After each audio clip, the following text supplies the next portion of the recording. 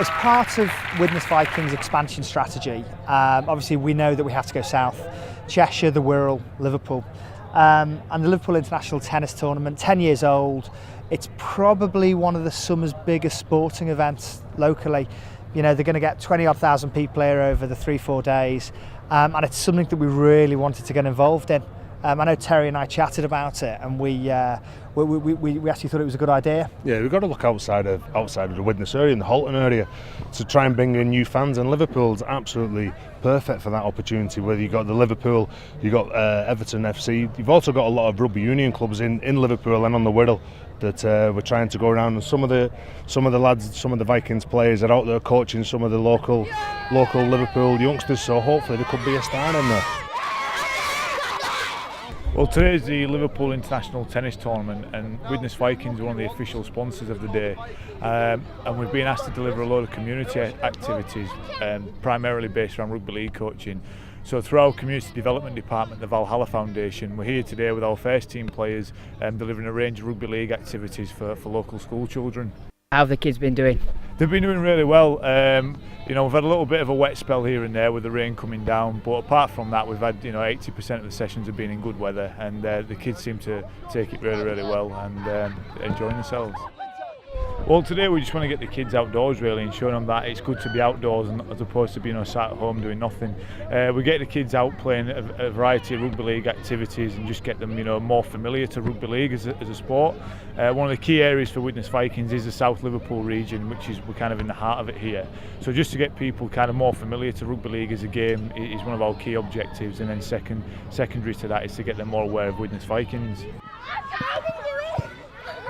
Well, everyone in the game who knows about rugby league, it's all about discipline and respect, and that's what it teaches you. And getting it into the communities is vitally important, whether it be around just the Halton area, but getting youngsters to take up the game. People always have a downer on kids these days, but getting them involved in a sport like that where they have got respect, they have got self-discipline, and it's just interesting seeing Greg Rosetsky over there warming up. He just wants his Widnes Vikings top.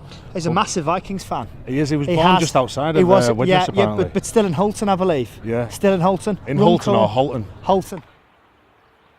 Widnes Vikings are sponsoring the event. What do you know about them?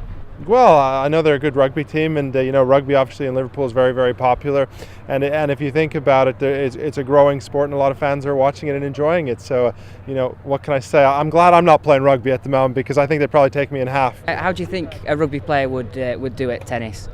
Well, I think if you look at most rugby players, they're quite intelligent, they're quite clever, they're quite strong. So if you look at it, you've got to find the movement and get the patterns, because a lot of the tennis is lateral movements. You might have to get down with a little bit of the bulk because they're a little bit too muscular. But Nadal is kind of the exception. He looks strong, but he's also moves very well and is very flexible, and it's getting those assets into your game. And have you ever had a go at rugby league? Yeah, yourself? I did. I was very good, with the lateral pass. I used to play at school a little bit. I didn't want to get hit, so once I got the ball, I was lateraling to my right. So, I wasn't that manly in that game. That date next season is ever approaching. How are preparations coming towards your entering into the Super League? Yeah, well, Paul and Dennis and everyone at the club know there's a lot of hard work going on. Chris is out in the communities, out commercially as well, because Super League's a different model, and Super League clubs need to be run as businesses, and we know it's going to be tough. We know it's not about going in there and trying to win in year one. Anyone who goes in there and goes for boom or bust, they'll only go bust, because you can't compete with teams who've got the junior development, who've got the history in Super League, only going back to 1996, and the top teams, the likes of Wigan, Saints, Leeds and Huddersfield now, have shown that the development of the youth and the junior structure is vitally important, and that's why it's vitally important tapping into new areas and finding little hidden gems that nobody knows about.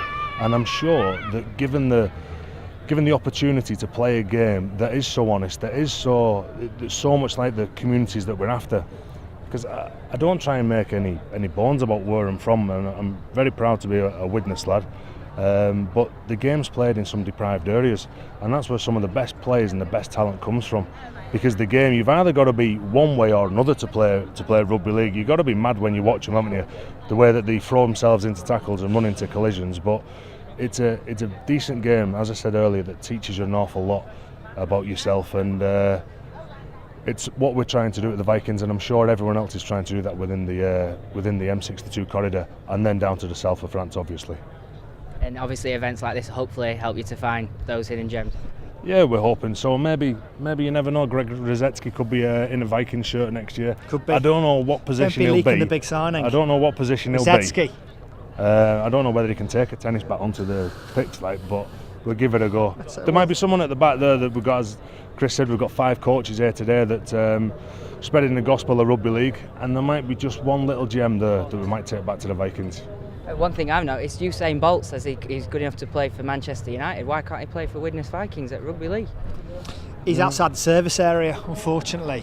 Yeah. We did look at Usain, but obviously with him coming from Jamaica and not Holton, it is a problem. So you're just closing off there. You can't. I know. You've got Why to keep am I your like mind this? open. You've It's got to. true. Even if there's players playing in Iceland, He'll have a grandfather. We'll still He'll take have a them on. grandfather. Yeah, we would. Yeah, we'd play them. We'd play. Yeah. It's all about opportunities, It's true. isn't it, in life? Terry, it's true. I'm sorry. I take that back. Usain is welcome at the Vikings.